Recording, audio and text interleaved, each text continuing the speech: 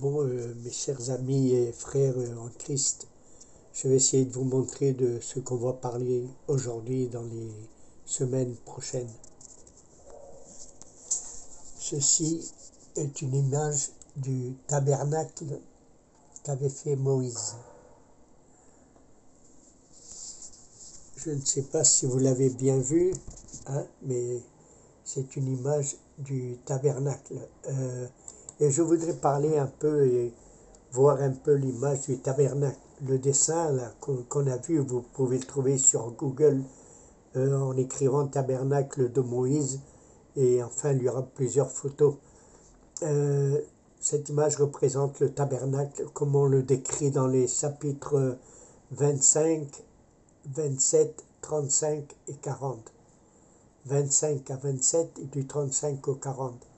Il y a en total 11 chapitres qui nous prouvent la grande importance du tabernacle. Il faut aussi ajouter beaucoup de références dans le livre de Lévitique, Nombre, Deutéronome et même dans le Nouveau Testament, particulièrement dans le livre écrit aux Hébreux au chapitre 8 et 9. C'est évident que par cette insistance, l'Esprit de Dieu désire attirer et fixer notre attention sur le tabernacle. Beaucoup de chrétiens lisent ce passage distraitement, sans poser beaucoup de questions, sans regarder profondément. Il y en a même qui les jugent inutiles en disant qu'on ne vit pas sous l'ancienne alliance, c'est-à-dire sous l'Ancien Testament. Ces choses ne nous concernent pas seulement aux Israélites. Elles ne sont pas pour nous. C'est ce que pensent beaucoup de chrétiens et beaucoup de personnes. Mais on se trompe. On se trompe réellement et fabuleusement trompé, très grand, parce que certainement Dieu ne va pas nous demander de rétablir le culte moisique, puisque lui-même a mis fin à ceci en donnant son Fils Jésus-Christ. Jusque-là, le culte moisique avait son propre intérêt et sa propre puissance. Mais à partir de Jésus-Christ, le culte moisique termine et commence le Nouveau Testament ou la Nouvelle Alliance. Mais il ne faut pas oublier que le tabernacle fut donné aux enfants d'Israël pour servir de sanctuaire.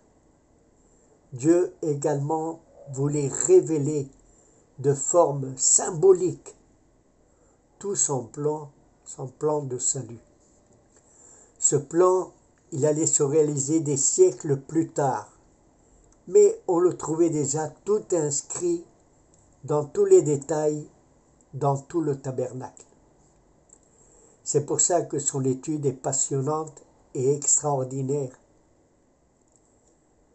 Nous allons trouver à chaque pas la personne de Jésus-Christ dans ses différents aspects. Il nous donne une vision complète du Seigneur et de l'ouvrage qu'il a fait et qu'il a proclamé. Proclamé dans chacune de ses parties la gloire de Jésus-Christ.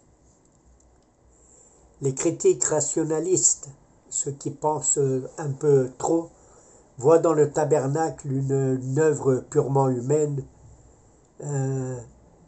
que Moïse avait imaginé ce plan, il s'était inspiré plus ou moins dans ce qu'il avait vu en Égypte, et qu'il était trop ingénieux. Alors pour avoir tout le peuple d'Israël dans une main, il avait trouvé pour faire ce tabernacle une copie des sanctuaires païens. Mais des travaux récents archéologiques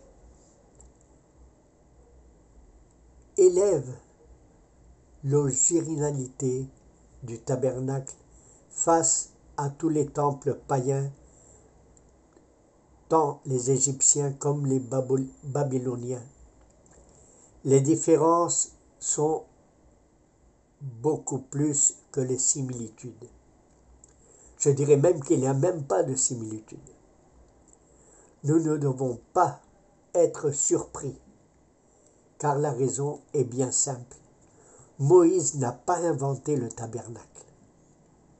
Ça n'a pas été un fruit de son imagination, mais une véritable révélation de Dieu.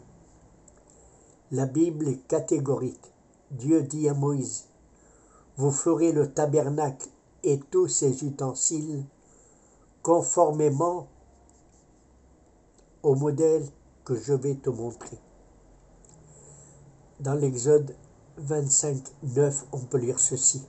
Et plus encore, on peut lire, « Regarde et fais comme le modèle que je t'ai montré sur le mont. » Exode 25, 40. Par conséquent, nous croyons que le tabernacle constitue une révélation parfaite de Dieu concernant Jésus-Christ et son œuvre. Cette étude va nous laisser confirmer, il va nous confirmer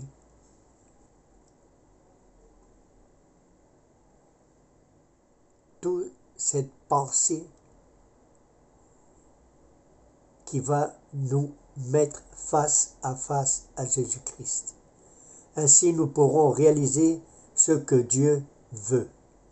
Il va nous montrer toute son œuvre de salut et nous allons pouvoir adorer à travers de tous les symboles du tabernacle l'image glorieuse de son Fils bien-aimé, c'est-à-dire de Jésus-Christ.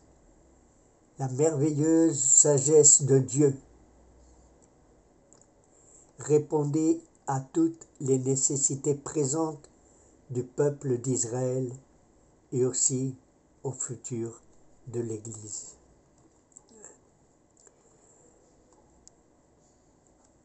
Le peuple juif était à peine sorti d'Égypte. Dans sa miséricorde, Dieu avait écouté ses cris, ses lamentations, ses pleurs et l'a libéré de la captivité pour les conduire dans un pays qu'il allait leur donner en héritage, c'est-à-dire Canaan, la terre promise. Mais avant de les introduire, le peuple fera une large période d'arrêt, presque un an, pour les instruire et les éduquer. C'était en quelque manière ou quelque façon, c'était un peuple dans l'enfance, celui qui était sorti d'Égypte. Ils savaient peu de choses de leur Dieu, ils n'avaient pas de propre loi et ils suivaient dans beaucoup de points les choses de leurs voisins, c'est-à-dire les choses égyptiennes et tout ce qu'ils avaient connu des voisinages. Alors, dans le mont Sinaï, une nouvelle révélation de Dieu pour recevoir les commandements, les ordonnances, qui allaient faire de lui un peuple à part, un peuple véritablement peuple de Dieu. La Bible nous raconte comme Moïse était monté au mont pour prier et pour écouter la voix de Dieu.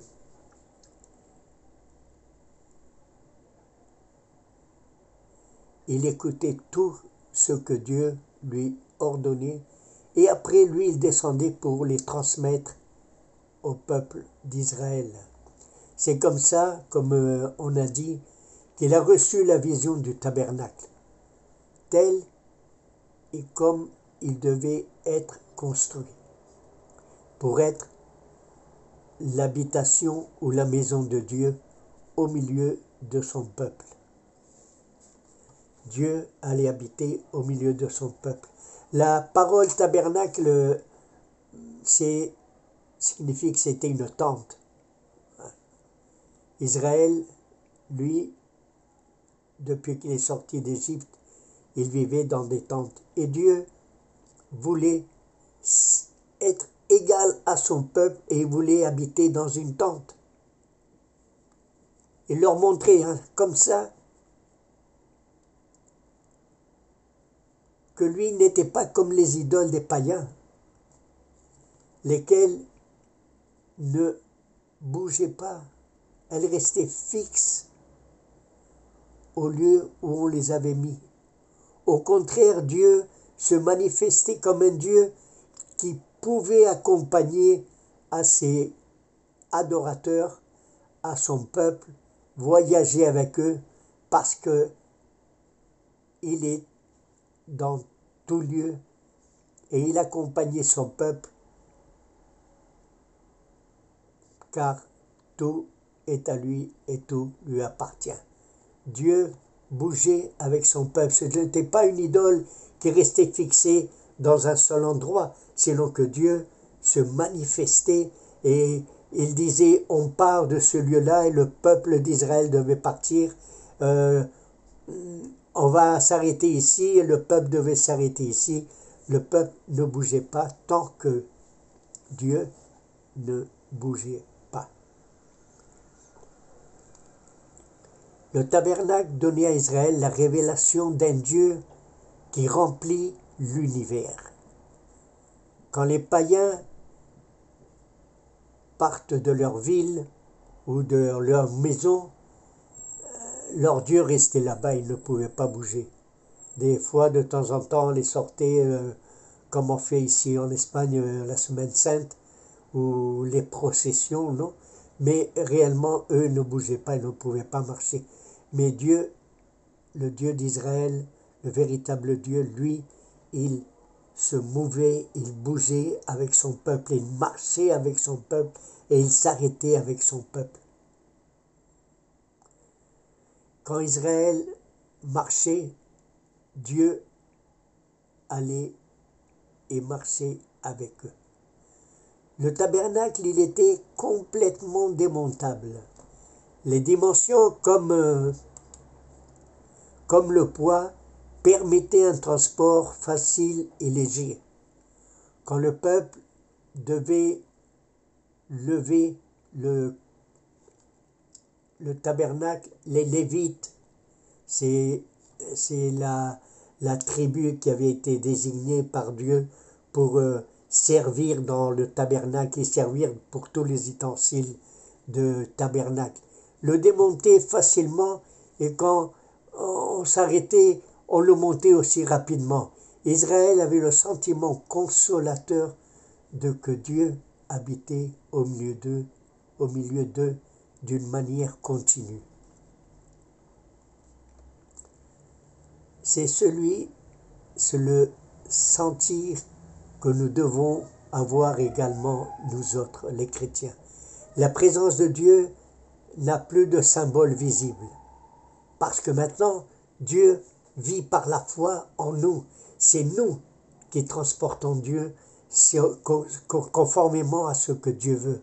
Le tabernacle, comme disait Paul, ce tabernacle, l'habitation de Dieu, Dieu habite en nous. Il n'y a plus un symbole visible comme les Israélites avaient dans le désert, sinon que maintenant c'est différent, c'est la nouvelle alliance. On est ce tabernacle, Dieu habite en nous.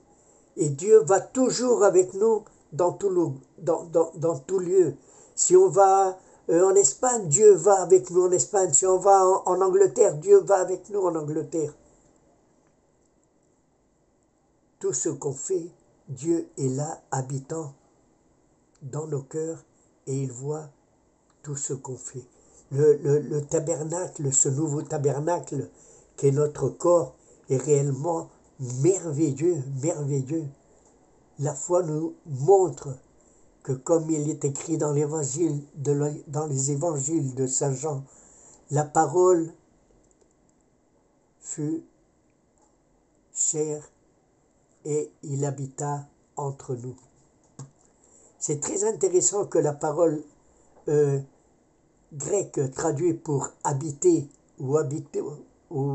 habiter entre nous signifie d'une manière plus précise qu'il habite dans une tente.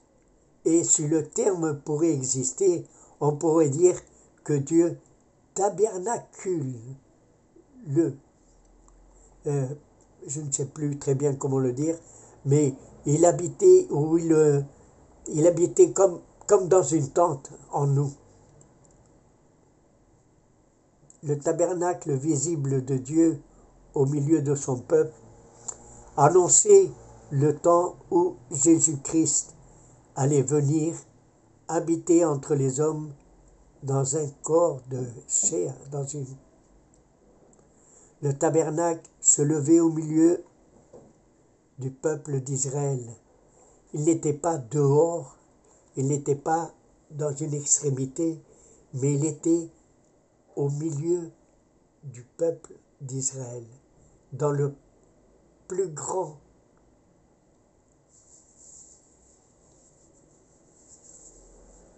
Dieu est le plus grand. Il habitait au milieu de son peuple.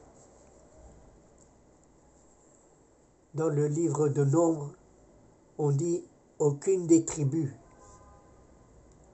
était plus privilégiée qu'une autre. L'emplacement que Dieu les a donnés ou les avait donnés était d'un modèle équitatif autour du tabernacle ou de l'habitation de Dieu ou du temple de Dieu. Il n'y avait pas une qui était plus loin que l'autre, il n'y avait pas une qui était plus près que l'autre. À exception bien sûr des Lévites pour leur service. L'étude est évidente. Dieu n'est pas loin d'un homme que d'un autre. Dieu est tout près de tous les hommes. Tout le monde peut venir à lui, car il est proche à chacun de nous et proche à tous. Après ces réflexions préliminaires, on va avoir une visite détaillée du tabernacle. Il sera nécessaire de prendre une visite générale d'abord et la fixer très bien dans notre esprit. On devrait regarder ce qu'il y a dans ce qu'on a vu dans Google et ce qu'on a vu au début. Je ne sais pas si on l'a vu très bien ou non, mais c'est facile de voir ensuite et de suite qu'il y a deux parties. La partie intérieure, la première, qui n'est pas couverte, et la deuxième partie qui est couverte. Cette dernière, c'est celle qui constitue le tabernacle, proprement dit. Car on doit remémorer que ça signifie une tente. C'est une tente. Je ne sais pas si je vais avoir le temps de continuer pour voir les détails de ce que nous allons trouver dans la description, mais sinon demain ou après-demain je continuerai. Je vous dis comme toujours, Shalom Maranatha, c'est-à-dire le Seigneur vient. Shalom, la paix soit avec vous et que Dieu vous bénisse. Et j'espère bien qu'on va continuer avec ce tabernacle dans les prochains jours à venir. Dieu vous bénisse.